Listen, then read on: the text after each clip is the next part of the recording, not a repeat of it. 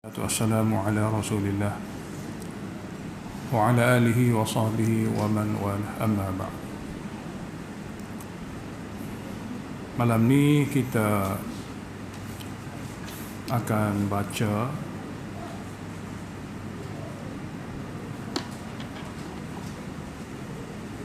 tentang surah Al-Fatihah. Mudah-mudahan bacaan yang kita baca dalam solat kita itu akan menambahkan lagi tawajuh semasa membacanya dalam solat.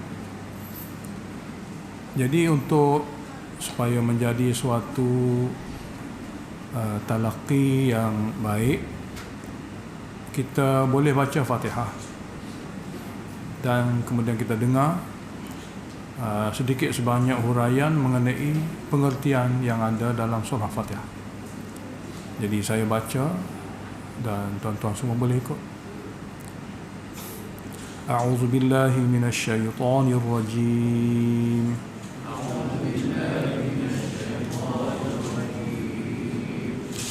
Bismillahirrahmanirrahim.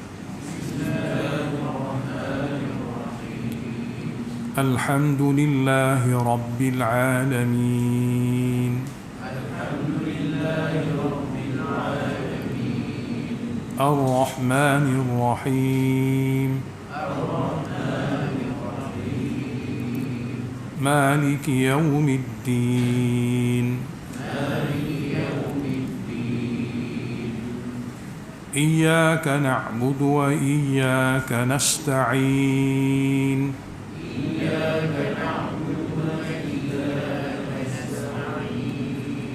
اهدنا الصراط المستقيم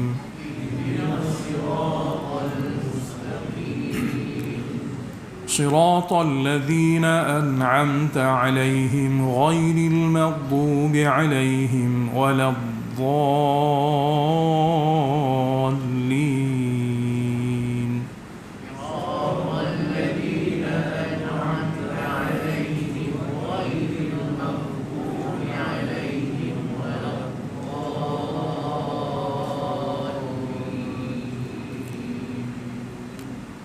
Surah Fatihah induk Al-Quran, Ummul Quran, yang berarti apa yang ada dalam surah Fatihah merupakan ringkasan bagi seluruh Al-Quran. Oleh sebab itu namanya Ummul Quran, ibu ataupun induk bagi Al-Quran. Jadi seseorang tu apabila dia nak tahu apa isi kandungan Al-Quran, sebenarnya secara ringkas Allah Ta'ala telah beritahu dalam surah ini. Al-Quran yang ada depan kita, yang berjuzuk-juzuk, yang ada dalam tu 214 surah, sebenarnya isi yang penting bagi Al-Quran ada dalam Fatihah. Jadi segala-gala yang ada dalam Al-Fatihah ini sebenarnya ringkasan ataupun khalasah bagi Al-Quran. Di sudut mana? Jadi malam ni ada satu bentuk yang kita boleh fahami daripada Fatihah. Itu Allah Ta'ala memperkenalkan dia, supaya hamba kenal dia dan kedudukan hamba dengan Allah Ta'ala, dan minta kepada Allah. Allah memperkenalkan dia, dan keadaan hamba dia di antara dia dengan Allah, dan ketiga minta kepada Allah. Minta kepada Allah. Oleh kerana itulah surah Fatihah juga di sudut pandangan setengah ulama tafsir, dia adalah surah munajat. Munajat maknanya permohonan, keluhan hamba yang daif ini kepada Allah yang berkuasa, yang Maha Esa, supaya merestui hajat-hajatnya dan membela dan menjaga, juga menghalang apa saja bahaya-bahaya yang akan menimpanya. Quran kerana hamba ini daif dan Allah Ta'ala Maha Kuasa. Maka namanya munajat. Yang ketiga, ulama tafsir kata surah Fatihah juga di satu sudut lain dia adalah merupakan suatu surah ta'limul mas'alah. Allah nak ajar hamba cara berdoa. Dalam kitab tafsir Nasafi disebut bahawasanya surah Fatihah juga merupakan ta'limul mas'alah. Maknanya Allah nak ajar hamba cara berdoa. Cara berdoa. Jadi kita semua ni dulu tidak ada, Allah yang adakan dengan cara-caranya. Suatu zaman dulu kita tak dikenali apa-apa, lalu kita dicipta oleh Allah Ta'ala menjadi manusia dan lahir daripada perut ibu kita. Asalnya tidak ada, Allah yang adakan. Setelah kita dilahirkan, kita dibesarkan oleh Allah, dipelihara oleh Allah. Dalil, kita tak mampu untuk bercakap satu patah pun perkataan dan tak mampu untuk memberitahu sesuatu pun kepada ayah dan ibu kita ataupun pemelihara kita untuk keperluan kita. Kita hanya diberi suatu bentuk yang begitu mudah, itu menangis. Dalam tangisan itulah manusia diberi susu oleh ibunya. Dalam tangisan itulah manusia dirawati. Dalam tangisan itulah yang akan memberi kepada seseorang yang lain yang ada bersamanya fikir tentangnya apa yang dia perlukan. Allah pelihara. Allah campak dalam hati mak dia, ayah dia, tabib atau doktor dia, jururawat yang jaga dia, dan siapa-siapa yang ada hubungan dengan bayi ini, suatu bentuk kesedaran untuk menjaga dan memiliki satu sifat kasihan belas. Walaupun bayi ini buat apa saja, dia perlu dijaga, perlu dirawati, perlu bagi perhatian yang lebih pada segala-gala yang lain. Siapa yang jaga tu? Allah. Allah jaga. Kemudian apabila Allah Ta'ala jadikan manusia tadi sudah lengkap, memiliki akal dan memiliki kebolehan dan boleh berpisah dengan keluarga, dengan mak ayahnya, membina keluarga sendiri,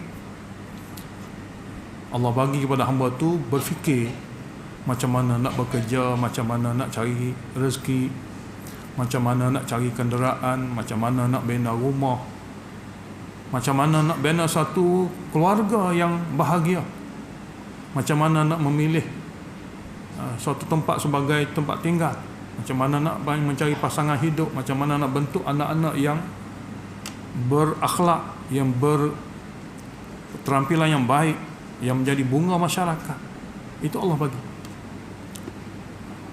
Membina satu gaya hidup yang memberi damai dan kebahagiaan kepada dia. Walaupun berpisah dengan keluarga, tapi dia sudah ada satu keluarga. Jadi mengurus kehidupan dia, mentadbir. Allah bagi pada hamba itu kemampuan. Dan manusia akhirnya dia akan seperti manusia lain, iaitu akan berakhir dengan tempoh yang berbeza. Wa idza hamalta ila al-quburi janazatan, apabila kamu telah memikul mana-mana jenazah ke kubur, fa'alam, kamu pun kena tahu, annaka mahmud, bahawa kamu juga akan dipikul seperti itu satu hari kelak. Jadi apabila sudah sampai satu tahap, mereka akan berfikir kita tidak akan berakhir di sini. Di sini bukan segala-gala. Kita ada satu kehidupan yang tidak ada penghujung. Kita akan pergi. Setuju atau tak setuju, bersedia atau tidak, kita akan pergi. Jadi manusia yang waras dan memiliki akal yang betul-betul baik, dia akan fikir di sana apa dia. Jadi manusia daripada dia dilahirkan sehingga pengakhiran hayatnya sebenarnya bersangkut dengan surah Fatihah. Kita baca Alhamdulillah, pujian hanya bagi Allah. Lafaz Allah adalah lafaz yang sangat dikenali oleh orang Arab semasa Quran ini diturunkan, sebagai dia maha mencipta. Dalam kitab tafsir kata Allah di sisi orang Arab Mekah adalah Al-Khaliq, dia maha mencipta. Sebut kata Allah, terus fikiran mereka kepada maha pencipta. Sekalipun mereka syirik pada Allah, sekalipun mereka melakukan berbagai-bagai perkara yang menyalahi hukum, tapi atas nama Allah mereka sudah kenal Allah maha mencipta.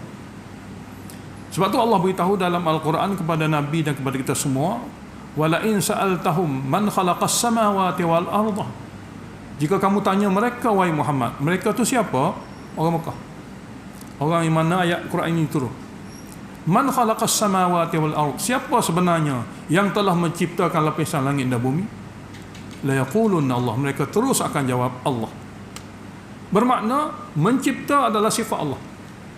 Jadi sebut kata Allah, dia maha mencipta. Sebut kata maha mencipta siapa? Dia kata Allah.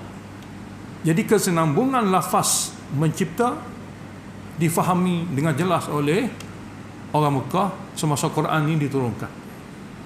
Walau dia masih lagi musyrikin. Jadi apabila kita kata Alhamdulillah, bermakna pujian hanya kepada Allah yang maha mencipta. Yakni kita dulu daripada tidak ada, Allah yang adakan. Mencipta di sini adalah mencipta yang digunakan dalam bahasa Al-Quran, yakni ijadus syai' min hiyazil adami ila wujud, mengadakan sesuatu daripada tidak ada langsung kepada ada. Satu lagi cipta yang kita guna pakai dalam bahasa kita hari ini, mengadakan sesuatu daripada bahan-bahan yang sudah ada kepada bentuk baru, daripada besi, daripada getah, daripada tu, daripada ni jadi kereta. Kita kata mencipta kereta. Sebenarnya mengadakan sesuatu daripada bahan yang sudah ada kepada bentuk baru yang baru. Tapi cipta dalam bahasa Al-Quran untuk ayat ini mengadakan daripada tidak ada langsung kepada ada, ialah Allah. Jadi Allah adalah yang mengadakan kita daripada kita tak dikenali oleh siapa-siapa menjadi manusia yang boleh disebut nama. Sedarlah wahai hamba, aku yang telah ciptakan, bukan mak kamu, bukan ayah kamu,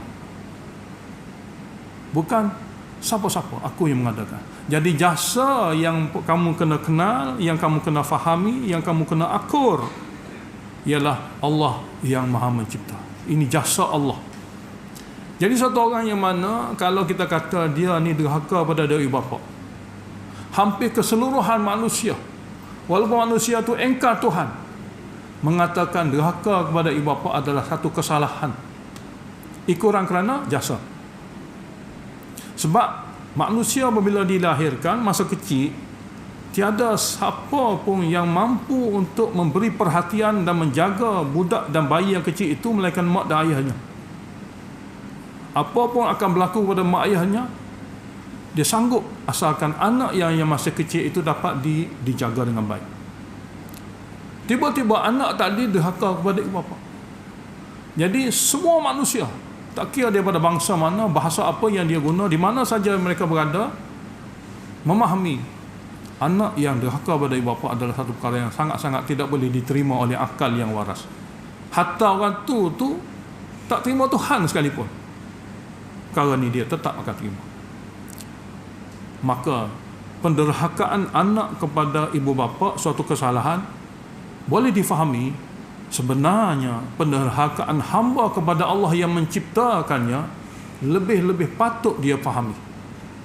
Sebab tu Allah beritahu, Alhamdulillah, pujian hanya bagi Allah, dialah yang mengadakanku, yang telah menciptakanku, daripada aku tidak ada kepada alam wujud.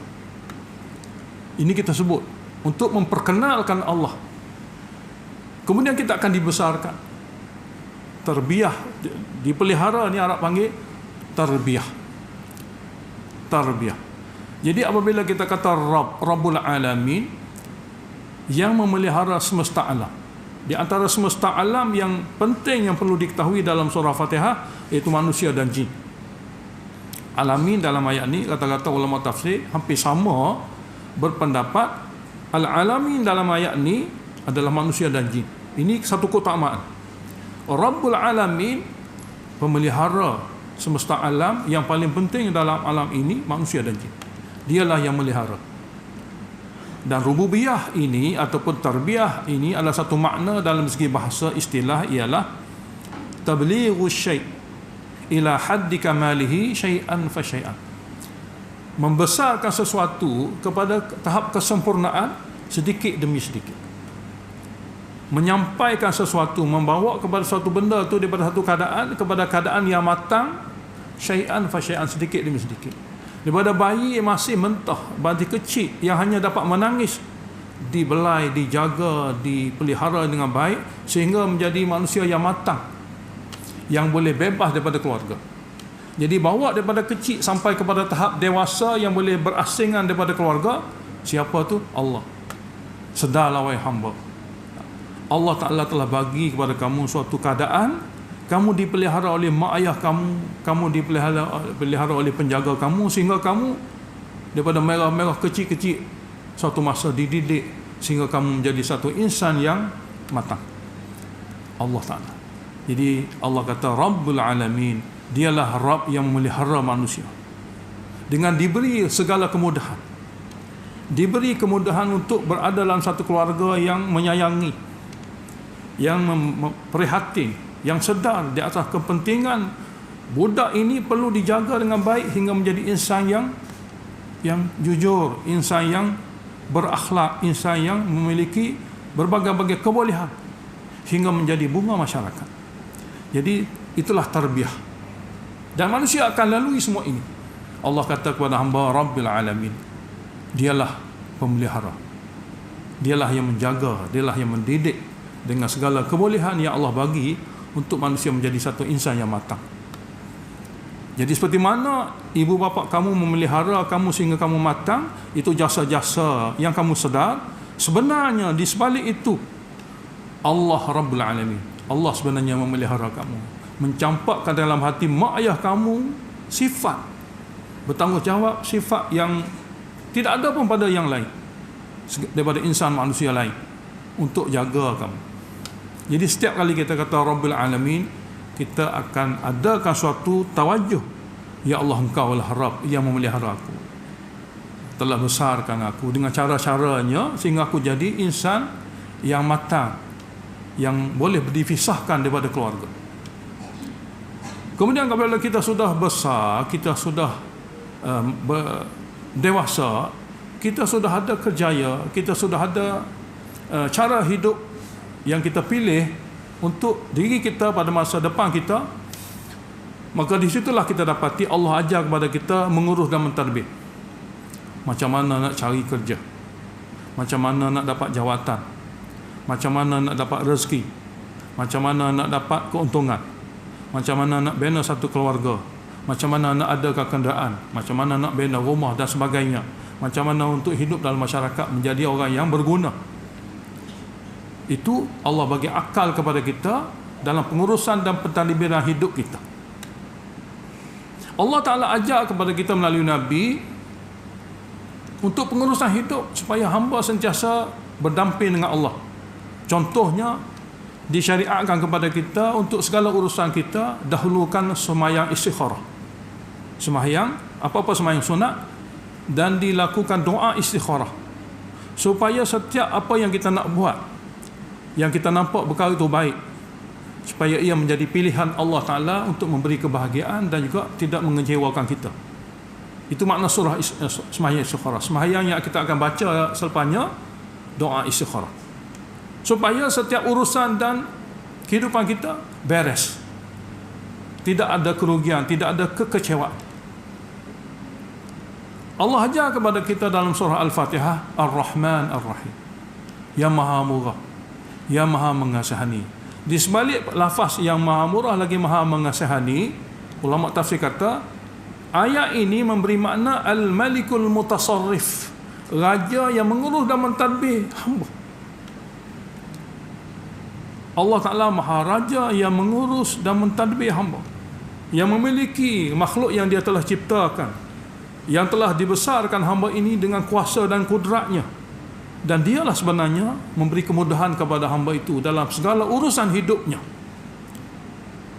Lalu setiap kali yang kita baca dalam surah Al-Fatihah, Ar-Rahman Ar-Rahim, yang maha murah lagi maha mengasihani, iaitu dalam mengurus dan mentadbir hidupku sebenarnya bergantung penuh kepada Allah Ta'ala.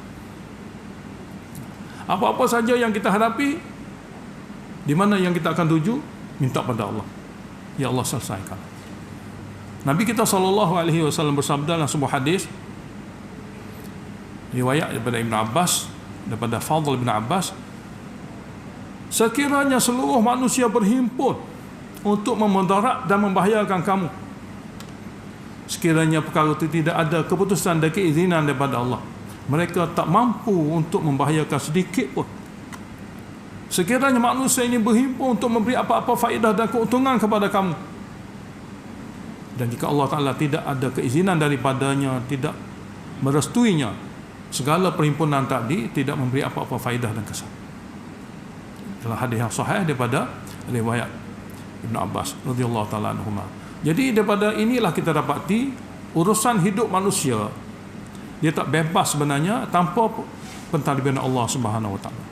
Jadi apabila seseorang itu dalam apa saja suasana, dia tengok kepada syariat Allah dan sunnah yang ditunjuk oleh Rasulullah sallallahu alaihi wasallam, dan apabila apa-apa saja ujian dan dugaan dia datang menimpanya, dia terus rujuk dan kembali kepada Allah, memohon kemaafan dan sedar di atas kesilapan dan kesalahan dan juga ketelanjuran, maka Allah Ta'ala akan maafkannya.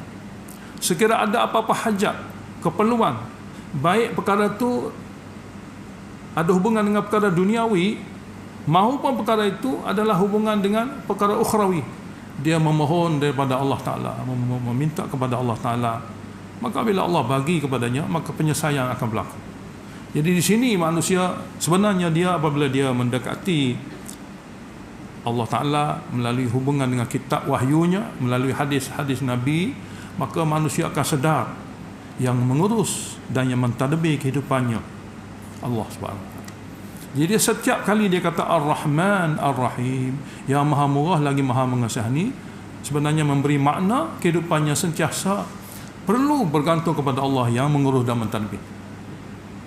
Tinggal lagi akhir hayatnya, dia akan pergi seperti mana orang lain-lain juga akan pergi. Umumnya orang yang lebih tua, lebih segera berbanding orang muda, umumnya begitu. Maka apabila sampai tahap di antara 60 dengan 70 tahun, seperti mana Nabi sallallahu alaihi wasallam bersabda, umat baginda baina sittin wa sab'in, di antara 60 70, umumnya begitu. Maka manusia akan sedar suatu hari nanti dia akan pergi dan berpisah daripada alam sementara ini kepada alam kekal. Maka ketika itulah dia perlu kepada belah ihsan Allah, dia perlu kepada pengampunan Allah, dia perlu kepada kasih sayang Allah. Dia dihantar pergi, dia harap ada disambut di sana. Lalu Allah Ta'ala ajar kepada kita, apabila kamu baca Malik Yaumiddin, yang memiliki, yang berkuasa penuh pada hari pembalasan, Allah Ta'ala. Kalau hari ini hubungan kamu dengannya baik, hari pembalasan juga akan dilayani dengan baik. Kalau kamu hari ini hubungan dengannya tak baik, maka bahayalah, masalah besarlah yang kamu akan hadapi dengannya di akhirat. Jadi kita baca Alhamdulillah, menyadari kita dicipta oleh Allah. Apabila kita kata Rabbil Alamin, dialah yang memelihara kita daripada kecil hingga kita dewasa. Apabila kita kata Ar-Rahmanir Rahim, dialah yang mengurus segala kehidupan kita, yang menyelesaikan masalah kita, yang menyempurnakan hajat kita. Dan apabila kita kata Malik Yaumiddin, suatu hari kelak, apabila kita berpisah daripada dunia yang fana ini dan ke sana yang tidak ada lagi penghujung. Apabila kita ada hubungan dengannya dengan hubungan yang baik, dia akan memberi kepada kita layanan yang baik. Jadi inilah satu jumlah ayat, 3 ayat yang merangkumi daripada manusia diciptakan sehingga manusia kembali menghadap Allah di akhirat, supaya hamba sentiasa bersedia menghadapi apa-apa saja dugaan dan jangan putus hubungan dengan Allah Ta'ala, dan sedar apa yang Allah bagi pada kita segala-gala itu sebagai ujian. Maka kita pun sedar di atas keadaan ini, maka kita hamba yang daif, yang sentiasa memerlu kepada bantuan Allah. Kita kata kepadanya apa dia? Iyyaka na'budu wa iyyaka nasta'in. Engkau saja wahai Allah kami berhamba diri, kami sanggup jadi hamba, kami sanggup melakukan ibadat, kami sanggup melakukan taat. Wa iyyaka nasta'in, dan kepada engkau wahai Allah kami akan minta bantuan dan pertolongan. Oleh kerana engkau menciptakan kami, engkau memiliki segala-galanya, dan engkau mengetahui segala-galanya tentang kami, maka kepada engkau lah kami meminta bantuan dan pertolongan. Sebab tu Nabi kita SAW apabila satu orang itu baca Fatihah, Alhamdulillahi Rabbil Alamin, Allah sebenarnya jawab, Hamadani Abdi, Hamidani Abdi, hambaku telah memujiku. Apabila satu orang hamba itu kata Ar-Rahmanir Rahim, Allah jawab, Athna alayya abdi, hambaku telah menyebut sifat-sifat sempurnaku. Dan apabila hamba itu kata Malik Yaumiddin, Allah jawab, Majjadani abdi, hambaku telah mengagungkanku, telah meletakkan kedudukanku pada kedudukan yang sebenar. Dan apabila hamba itu kata Iyyaka na'budu wa iyyaka nasta'in, engkau saja wahai Allah kami akan berhamba diri, kami akan melakukan pujaan dan ibadat, kami akan melakukan permohonan dan doa. Wa iyyaka nasta'in, dan engkau saja wahai Allah, tidak yang lain, kami akan memohon bantuan dan pertolongan. Mungkin bagi kami mustahil, bagi engkau tiada mustahil. Iradah engkau lah wujud. Apabila engkau iradah apa-apa, kan dia terus akan berlaku. Maka Allah jawab, inilah batasan di antara aku dengan hambaku, inilah sempadan di antara aku dengan hambaku. Setelah dia mengenaliku, aku memiliki segala-gala, dan setelah dia mengenaliku bahwasanya aku saja yang berhak disuruh dan dipuja, maka wali abdi ma sa'ala, Allah kata bagi hambaku apa saja permohonan yang dia ingin minta, mana persilakanlah, aku akan tunaikan. Lalu ketika itulah kita kata kepada Allah dalam bentuk munajat, ihdinas siratal mustaqim, pimpinilah kami wahai Allah akan jalan yang lurus. Jadi antara permohonan yang wajib kita minta hari-hari dalam solat atau luar solat, itu minta hidayah pada Allah, minta pimpinan. Dan hidayah dalam Al-Quran terbagi pada 2 jenis. Satu hidayah dengan makna ira'atut tariq, tunjuk jalan. Satu lagi hidayah dengan makna bawa sampai kepada tempat yang dituju, isalu ilal matlub, bawa kepada tempat yang dituju. Jadi dua-dua ini ada dalam Al-Quran dengan ayat yang berbeza. Jadi ihdinas siratal mustaqim, hidayah yang disebut dalam surah Fatihah, di antara 2 makna tersebut, ulama tafsir kata hidayah di sini menjurus kepada makna pimpinlah kami hingga sampai kepada tempat yang dituju, iaitu bertemu Allah dalam syurga. Sebab itulah orang tu soleh macam mana pun, hebat macam mana pun, taat macam mana pun, dia wajib memohon hidayah daripada Allah. Kerana hidayah ini untuk Allah pimpin dia sehingga sampai tempat yang dia tuju, itu jumpa Allah dalam syurga. Oleh kerana itulah bila orang tanya, kenapa minta hidayah lagi sedangkan kamu dalam sembahyang? Tidakkah sembahyang itu amalan hidayah? Memang kita minta kepada Allah supaya dalam sembahyang kita inilah kita akan capai segala-galanya, sehingga kita akan bertemu dengan Allah di syurga. Oleh kerana kita masih lagi tidak bertemu dengannya dalam syurga, maka sentiasalah kita akan meminta kepadanya pimpinan. Pimpinilah kami wahai Allah, bukalah kepada kami, mudahkanlah urusan kami, bagi nampaklah kepada kami jalan yang benar. yang kau telah bagi kepada Nabi engkau, yang kau telah turunkan melalui wahyu daripada kitab engkau, yang telah ditunjukkan bukti cara-caranya daripada Nabi dan para sahabat engkau, para sahabat Nabi engkau. Jadi pimpinlah kami ke arah itu. Seandainya seseorang insan, seseorang Muslim yang dapat mengerjakan solat dan baca surah Fatihah dengan fahaman dan serta tawajuh, seumpama ini, lambat laun segala munajatnya direstui. Kemudian kita diajar oleh Allah Ta'ala supaya sedar jalan hidayah itu ialah jalan manusia yang pernah hidup di dunia ini. Siratal ladzina an'amta alaihim, jalan orang-orang yang engkau telah bagi nikmat banyak dan besar kepada mereka. Bukan sembarangan. Dan ayat ini diterjemahkan oleh ulama tafsir, maknanya iaitu daripada ayat 69 surah An-Nisa, minan nabiyyin wasiddiqin wasyuhada'i wassalihin. Jadi golongan yang Allah bagi nikmat ini terdiri pada nabi-nabi. Jadi contoh-contoh yang tertinggi di kalangan ahli syurga dan pengikut Nabi. Dan pengikut Nabi tergolong daripada 3 jenis. Siddiqin, yang patuh taat setia, tak berbelah bagi, wasyuhada wassalih. Dan inilah sebaik-baik golongan yang pernah ada dalam dunia, yang kita diminta supaya tergolong daripada golongan ini. Dan ghairil maghdubi alaihim waladdallin, bukan golongan yang dimurkai dan juga golongan yang sesat. Nabi kita SAW dalam satu riwayat yang sahih, golongan yang dimurkai adalah golongan yang beragama, iaitu Yahudi. Golongan yang sesat juga golongan yang beragama, yakni Nasara. Dalam hadis sahih, ghairil maghdubi alaihim itu siapa? Golongan yang dimurkai itu siapa? Al-Yahud. Nabi kata Yahudi. Walhal Yahudi orang agama, dia ada Nabi Musa, dia ada kitab-kitab Taurat, tapi kesilapan dia dalam perkara agama menjadi dia golongan dimurkai. Yang kedua, waladdallin. Siapa Nabi kata? An-Nasara. Walhan Nasara ni golongan agama daripada agama langit.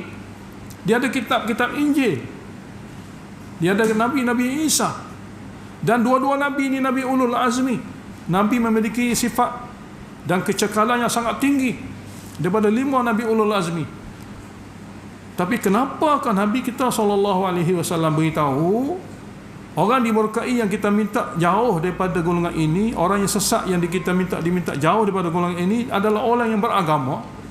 Nak beritahu pada kita, sebab golongan ini sangat mengelirukan. Sebab dia ada kitab, dia ada Nabi. Jadi kena jaga-jaga. Sebab orang yang tidak ada kitab, orang yang tidak ada Nabi itu mudah sangat kita faham, kita cam dia, sebab dia jahil. Ilmu tidak ada, jahil. Nabi tidak ada, jahil. Jadi kejahilan dan kesesatan orang yang tak beragama biasa jelas. Tapi kesesatan orang yang beragama rumit untuk difahami. Oleh kerana itulah apabila Nabi kata Yahudi, apabila Nabi kata Nasara, sedangkan mereka tu golongan beragama, maknanya suatu perkara yang penting kita semua umat Islam sedar. Dalam tajuk agama, pastikanlah apa yang kita amalkan, fahami, i'tiqad dan percaya itu daripada yang sabit daripada Allah dan Rasul. Mesti. Kerana tanpa kebenaran daripada wahyu yang sabit daripada Nabi, boleh jadi orang beragama tapi sudah dikira dimurkai oleh Allah seperti Yahudi. Boleh jadi orang beragama itu telah dikira sesat seperti Nasara. Untuk menghuraikan Yahudi dengan cara lebih detail, Allah turunkan surah Baqarah. Dalam surah Baqarah, 1/4 daripada surah Baqarah adalah penjelasan demi penjelasan mengenai di manakah kesesatan orang beragama jenis Yahudi. Jadi untuk memberi penjelasan kepada kita dengan lebih jelas lagi detail tentang waladdallin, golongan Nasara, Allah turunkan surah Ali Imran. Dan 1/4 daripada surah Ali Imran pada menjelaskan tajuk-tajuk benda-benda yang dikira sesat, yang menyesatkan golongan Nasara daripada agama yang sebenar. Jadi di sana apabila kita baca nanti, maka terbongkarlah kesilapan-kesilapan yang perlu kita jaga, berwaspada, yang pernah berlaku pada golongan beragama Yahudi. Dan apabila kita baca surah Ali Imran yang 200 ayat itu, kita akan dapati daripada pelajaran di sana macam mana Allah bongkar kesilapan, kekeliruan yang menyebabkan Nasara ini dikira dhalin, sesat. Apabila sudah difahami golongan beragama sesat dengan cara jelas, maka golongan sesat lain dapat difahami dengan mudah. Jadi inilah munajat kita hari-hari yang kita baca dalam surah Fatihah. Akhir sekali kita kata amin, perkenankanlah doa. Sebab ini munajat, doa. Ini adalah munajat ataupun doa. Jadi apa yang kita baca hari-hari ini, tuan-tuan yang mulia, cuba kita selami maknanya. Cuba kita muzakarah artinya, supaya apa yang kita baca kita dapat hayati dengan baik. Tidak hari ini, mungkin besok. Tidak besok, mungkin lusa. Satu hari Allah akan bagi kepada kita suatu bentuk kekhusyukan, dan kita sedar kita ni bermunajat kepada Allah. Dan inilah induk bagi Al-Quran. Jadi insya-Allah tuan-tuan yang mulia, apa yang kita baca dalam surah Fatihah, yang kita ulangi berkali-kali, baik dalam sembahyang fardu dan apa yang kita baca dalam sembahyang apa sekalipun, memberi kepada kita sebenarnya hubungan yang begitu jelas kita dengan Allah Subhanahu Wa Taala. Dan permulaan surah ini dia panggil Bismillahirrahmanirrahim. Dia sebagai muqaddimah. Dalam tafsir Ibnu Ashur, dia ada bagi satu nukilan daripada Muhammad Abduh, Syekhul Islam. Dia kata orang Nasara dulu dalam pembukaan rasmi mereka guna ismul ab wal father, mother. Dia guna untuk pembukaan majlis mereka. Perkara itu sangat-sangat tersasar di makna yang sebenar. Allah Ta'ala turunkan surah Al-Fatihah. Permulaan surah ini Allah Ta'ala ajar kepada hamba Bismillahirrahmanirrahim. Bukan nama father, bukan nama mother, bukan nama tiga dalam satu. Sebenarnya Bismillahirrahmanirrahim. Dengan berkat nama Allah yang maha murah lagi maha mengasihani, majlis ini dibuka, pelajaran ini dipelajari, perkara ini dibuat, kerja ini dimulakan. Bukan dengan cara mereka itu. Jadi kata mereka dalam tafsir tersebut, Bismillahirrahmanirrahim adalah sebagai muqaddimah hamba untuk apa saja upacara, termasuk bacaan dia dalam surah Fatihah ketika menghadap Allah Subhanahu Wa Taala. Dan surah ini adalah surah keamanan daripada segala-gala bencana dan bahaya. Nabi kita SAW ada dalam surah hadis sahih, apabila seorang itu masuk rumah dia bagi salat, dan dia apabila tiba waktu hampir maghrib, tutuplah pintu dan baca bismillah. Tudunglah apa-apa, baca bismillah.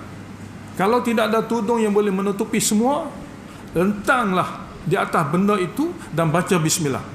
Syaitan tidak boleh menembusi dan mengganggu apapun dalam rumah itu, sebab dia kalimah aman, memberi keamanan dan jaminan daripada Allah Ta'ala untuk jaga hamba daripada segala bahaya.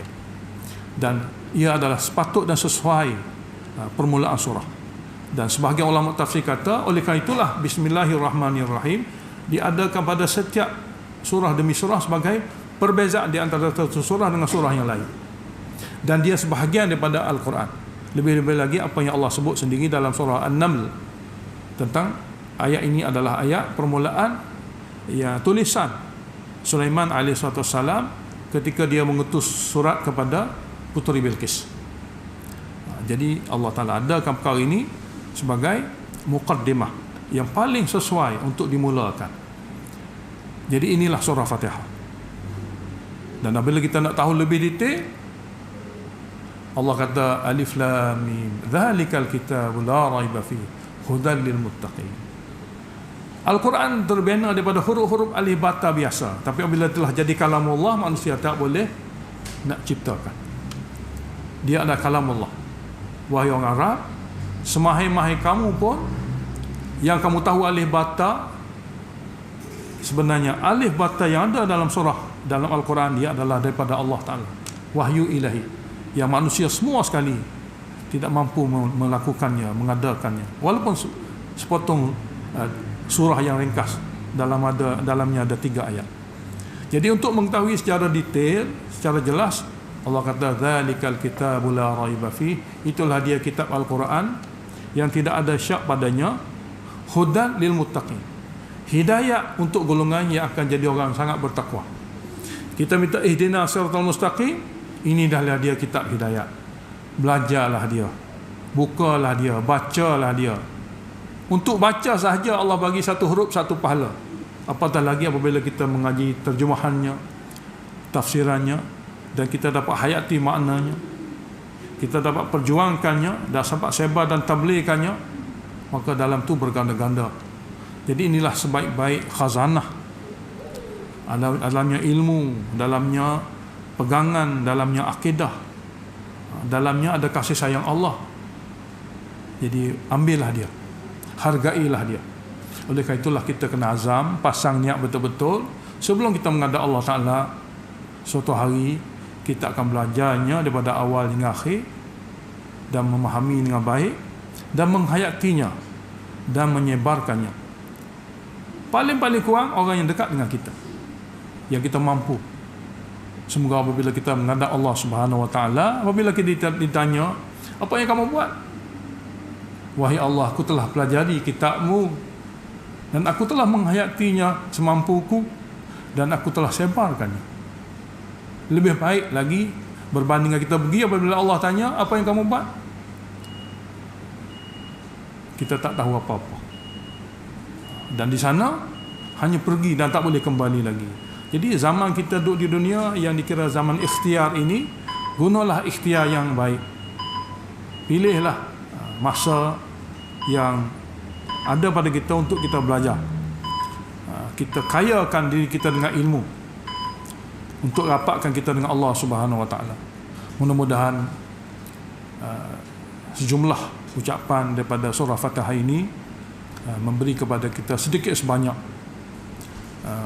pengertian daripada surah Fatihah yang kita sentiasa baca, dan insya-Allah daripada apa yang kita baca dari segi lafaznya tadi dan apa yang kita dengar daripada makna sedikit sebanyak tadi dapat memberi kepada kita pertambahan ilmu kita dan bekalan akhirat kita. Semoga Allah Ta'ala jadikan majlis ini majlis yang dirahmati dan jauhkan kita daripada segala bahaya dan bencana. Alhamdulillahirabbil alamin. Allahumma salli wa sallim ala Muhammad wa ala ali Muhammad. Allahumma wafiqna lima tuhibbu wa tarda waj'al akhiratana khairan min al-ula. Radina billahi rabban wa bil islam dina wa bi Muhammadin nabiyyan wa rasula. ربنا آتنا في الدنيا حسنة وفي الآخرة حسنة وقنا عذاب النار وصلى الله على محمد.